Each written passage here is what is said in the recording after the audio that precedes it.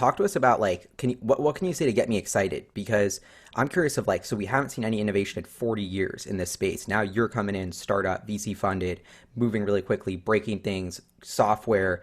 You know, I feel like the pace of innovation of male fertility services is just going to skyrocket, basically because of what you're doing and the change you're going to usher in.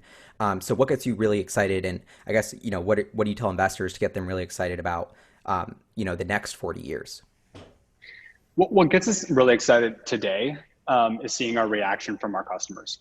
It was a really amazing day kind of last fall when we eventually kind of found out that one of our earlier requested use of their deposit customers was able to achieve a pregnancy. And we actually all kind of celebrated internally, and it was a day that we marked on the calendar because it was ultimately the first time that we were able to help a couple actually create a life. So And cool. it's really, Congrats. yeah, I mean, I'm coming from digital stickers and then I walk into this space and the importance of what we're doing, couldn't be more real. So I think the thing that really gets us out of bed every morning is understanding that we actually begin to play a significant role in people's lives. And given the kind of level of support that existed previously and the options that existed previously, we see an increasing need for us to be doing this work. And that's why I think as an organization, values and mission is really at the center of a lot of our decision making. And it will continue to be as we continue to add capabilities into the future. Yeah, and that's what really, I'm a big believer in this, invest in the future you believe in.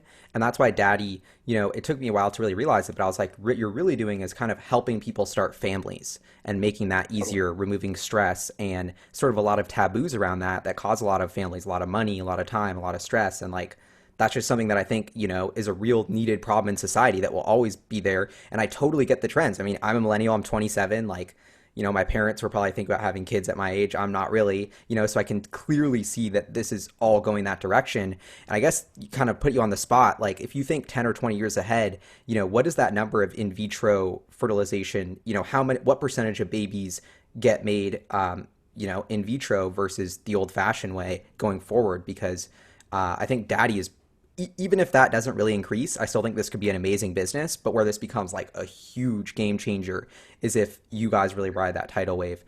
So do you think that's going to happen? Test tube babies? It's kind of a very weird, sort of ethical question. I personally am like still thinking through it, but I have to think that it will go up because technology can only help inform us with data about, the decisions we make. So I'm really curious if you see that going up as a percentage of babies.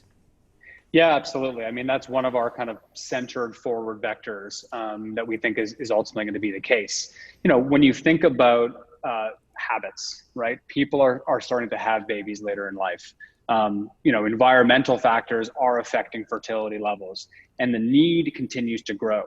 I do believe that there will be, and this is kind of verging a little bit more on the science fiction than I fiction love it. side. Let's go there.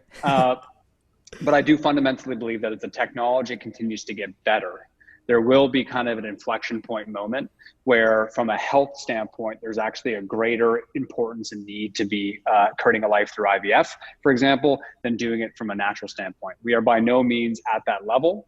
Right now, everything is really guided by need. The individuals that are doing IVF are doing it because it's a need based. But I do believe that as the technology continues to increase and improve, there will be that inflection point where people are doing it not because of need, but because of desire and want and the benefits that come from creating a life through in vitro.